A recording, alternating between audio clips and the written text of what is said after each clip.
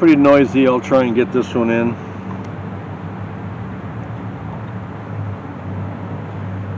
Back in 1991, Wendelle Stevens, the late Colonel Wendelle Stevens,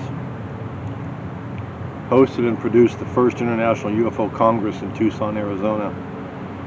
And I was lucky enough to go to that first one and had an incredible experience on so many levels with meeting people and hearing some incredible stories.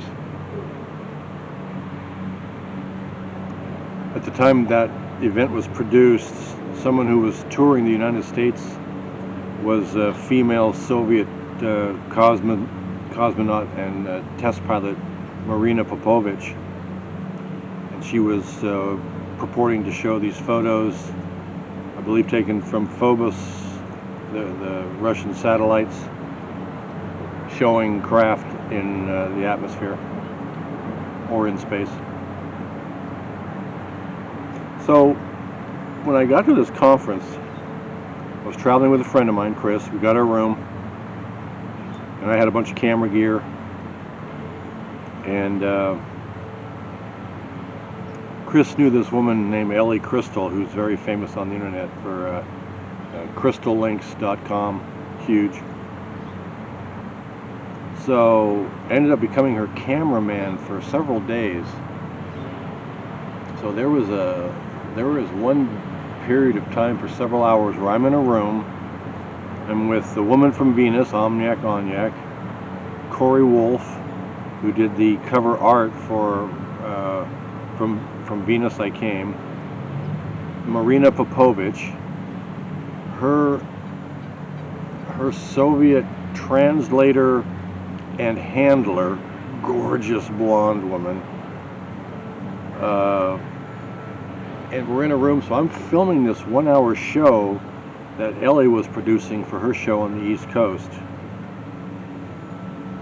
and they're just asking about UFO stuff. So as the cameraman, Ellie looks at me towards the end of the interview and goes, "You got any questions, Don?" And I go, "Ask her if the Soviets have any stealth technology of any kind," or just, it was a general question like that. So Ellie asked the question to Marina, and the translator, who can do English to Russian, here's the question, clearly heard me ask Ellie, and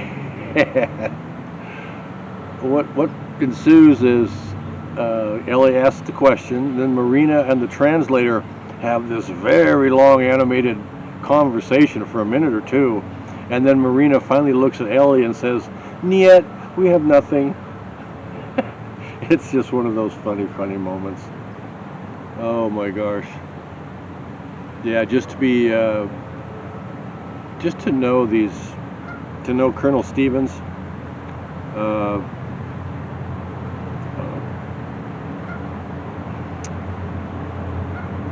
yeah, he was quite an amazing man. The job he had in the 50s with loading photo reconnaissance and